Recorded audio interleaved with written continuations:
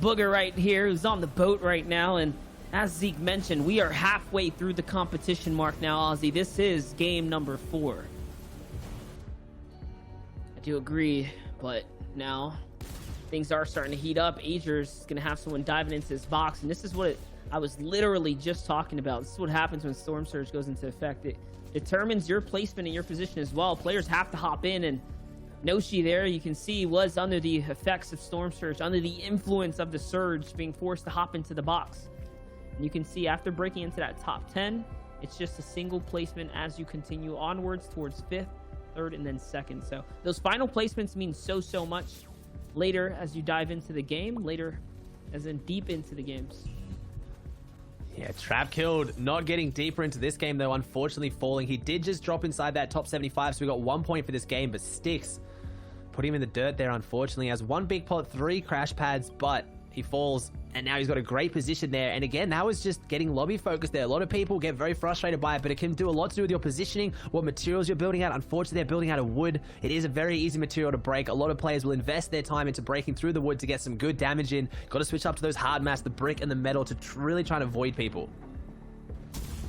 Yeah, the crash pads, they're being used in a way we haven't seen too much at the moment. The crash pads obviously being used to move a late game, but also get into the boxes. But you can throw those crash pads under people's builds to try and expose them and break those builds from a distance. I just talked about how good strong mats are, though. Akon comes around the corner, getting the elimination onto Bruce, someone that we saw yesterday, Monster, causing a lot of issues with some of the bigger names, getting some big eliminations, but Akon turning it on him. But I was just going to say, with those hard mats, they take a long time to break through if you are using your AR and that little ammo you have. But a crash pad can instantly break through any rarity of mats, no matter how strong they are and how fully built they are. This is a time and place now where you have to decide, with such a dominant position here, whether or not he wants to go for the build to the new zone or crash pad across.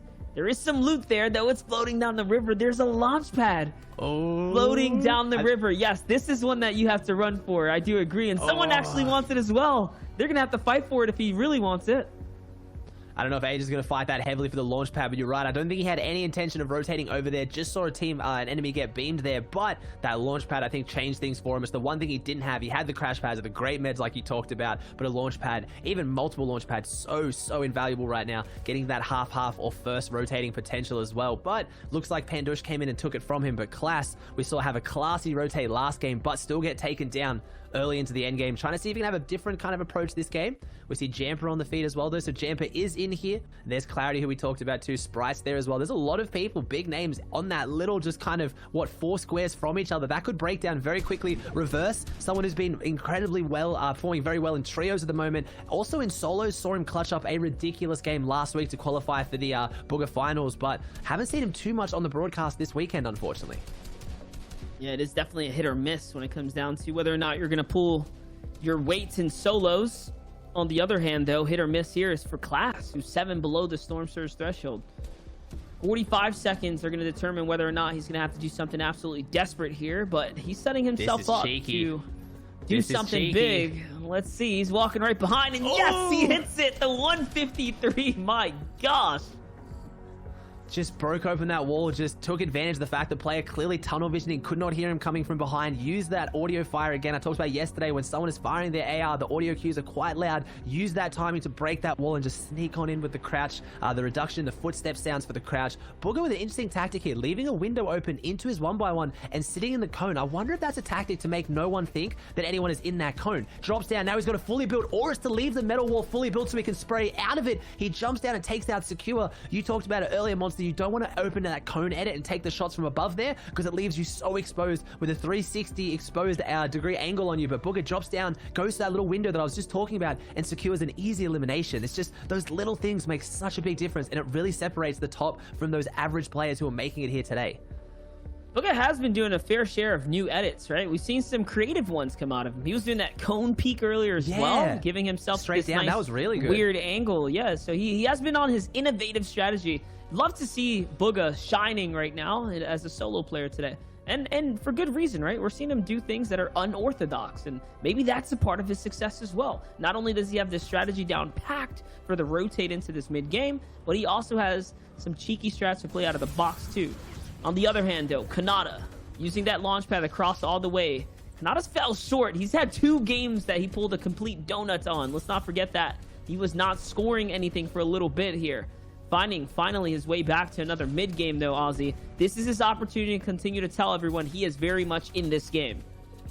And again, Kanata, one of those players who's proven himself as a solo player, had a ridiculous streak, became the NAE's Cash Cup warrior. He won so many Cash Cups on NAE's last season. Also, already qualified yesterday, came top 5, had a phenomenal performance, I believe coming in 3rd. So, doesn't really need to prove much, but Kanata, someone who always wants to prove something, wants to perform as best as he can, someone you know takes the game very, very seriously. And the loadout he has is not really good enough here, so keeping eyes on Kanata might be good if he tries to go for that refresh, because he's only got those 2 crash pads, as we get a nice wide shot here of everyone else. Kanata back on him, trying to find these AR beams, trying to find something simple, but everyone swapping out into their hard mats in that metal, that brick. It's just not worth spraying at. He needs to find someone who's making a rotate to pick up that easy elimination, but like you touched on earlier, he needs to get the refresh. The elimination has to be close. It's why in these end games you see a lot of the players opting for these box fights. Here it is, the phase that we talked about earlier. We broke it down earlier. It is one of the best techniques you can use right now, putting the stair, throwing the crash pad on it to just fall into the box and just get the easy elimination. And just like that, Kanata finds his refresh and he gets the mats from it as well. It's not at range. Beautiful play from Kanata. It's so free too. Like, you got to think about it, right? Most people set up the defense like, all right, I'm gonna go wide so no one jumps in through the side. But now that you can enter through the top with these new strategies, it is so easy for them. And Kanata making it look that simple right there. A player that I saw fall here, which I'm kind of sad about, is Acorn. Acorn had a great start today, but man, just not finding himself on this 3rd round of qualification. On the other hand though, Booga, we're tuning back in with, is on the low ground, tearing it up, continuing actually to continue to find his placement in the game, find his footing. Another launch pad's gonna go out though. I feel like he's kind of hurt though, right? Look at his medium bullets. He doesn't have much, so he's gonna be in dire needs for a refresh soon.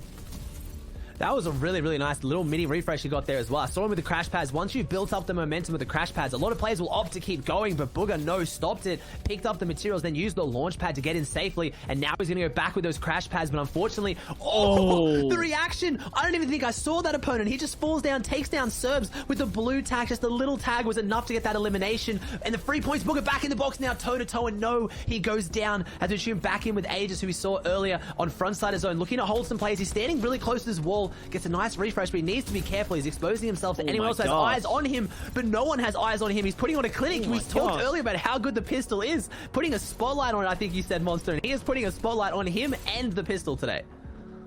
Dude, that thing does 25 damage from downrange, 50 for the headshot. So if you didn't respect the damage before, like I said, you have to, because Asia is showing you that you can put some serious work in with it. 5 elims for him, trying to continue to rack up though, and he's playing that low to mid ground pretty beautifully right now. He's got the entire layer to himself. There's only a few players down underneath him, 3 players to be exact here, and Azers is actually quite vibing right now. Everyone else though is trying to battle for height. It's Daxter at the ultimate layers in a build off or fight off against Stratch. Jamper just nearby listening to what's going on up top, but Daxter has got his hands full. He's trying to focus on both of them. Pistol in his hand as well.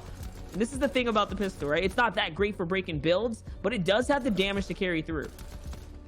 We have to assume the caddy launch is also not in this game. I haven't seen it. Daxter on high ground, haven't seen anyone use it, have not heard that very, very noticeable audio cue. Right now we have Stretch on the low ground though. That's the person I'm looking out for. Stretch is down there. He is playing his game. He is staying ultimate low front side. Daxter running out of builds up here, needs to do something big very soon. 1 build, that is all he has to hold him in this. 2 floppers as well, so he can play the storm a little bit, but can he even get down from here with 1 build? He needs to follow these builds, get a refresh, or get down quickly, because things are closing out as Jamper picks up 2 eliminations on the low ground. Daxter trying to find this player that's back out in the storm, trying to pick up that easy elimination, but he's moving so well right now. Sitting back, the player comes up with the crash pad, gets some good damage out, but it's not enough as Rehan takes down exactly Stretch. Like I said, still in this game, representing Liquid here. We have E11 being represented by Daxter on the low, high ground. Stretch takes down Jamper. 2 players who are very, very familiar with each other. 3 players alive here. Daxter getting the easy shots out. He takes him down, takes down Rehan. That was the shockwave launch. No, it's the grappler, sorry. He's going up onto high ground now. It is Asia versus Daxter. Asia's on the back foot. He has no extra white meds. 24 health, 50 shield, 14 health as he takes the stone tick. Right now, Daxter's on the high ground. Can he somehow do something? Can he find the angle? And no, he does. Aegis goes down. He gets suffocated by the builds, and Daxter with a clinical high ground finish without having the shockwave launcher. Let's take a look at the standings and where everyone stays after the 4th game. And boom, right up there. Azers in 1st, Daxter in 3rd after that brilliant performance. But the stalwart Booga still holding on to that 2nd spot after 3 eliminations and another solid late game performance.